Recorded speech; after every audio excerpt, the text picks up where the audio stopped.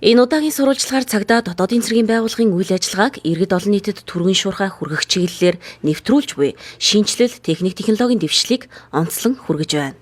Иргэд олон нийтийг гэмтэрэг зөрчлөөс урьдчилан сэргийлэх чиглэлээр мэдээллийг шуурхай хүргэх болон цагдаагийн байгууллагын үйл ажиллагааг иргэнд ойртуулах зорилготой 102 полис аппликейшнийг шинээр нэвтрүүлсэн. Ингэснээр гэмтэрэг зөрчлийн талаарх дуудлага мэдээллийг мессежээр болон дүрст хэлбэрээр өгөх, дуудлага мэдээлэл өгсөн цагдаагийн автомашины байршлыг харах зэрэг ач холбогдолтой.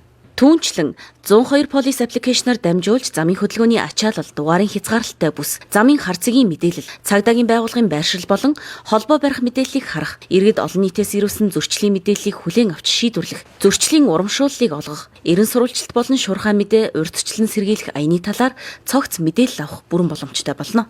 Мөн цагдаагийн байгууллагад гаргасан дуудлага, гомдол мэдээллийг аль байгууллагын хэн гэдэг албаагч шалгаж байгаа болон хуулийн хүрээнд ямар арга хэмжээ авч шийдвэрлэж ажилласан талаарх мэдээллийг нэг дороос хурдан шуурхай авах зорилготой иргэн бүрт зориулсан аппликейшн юм. Бүх төрлийн гар утсанд ирэх боломжтой. iOS болон Android үйлдвэрлэлийн системтэй аль ч утас байсан татаж аваад үйл ажиллагаанд ашиглах боломжтой. За тэгээд энэ програм хангамжид маань татаж авсныхаа дараа дан системээр өөрийгөө баталгаажуулж нэвтэрснээр үйлчлэгийг авах боломжтой.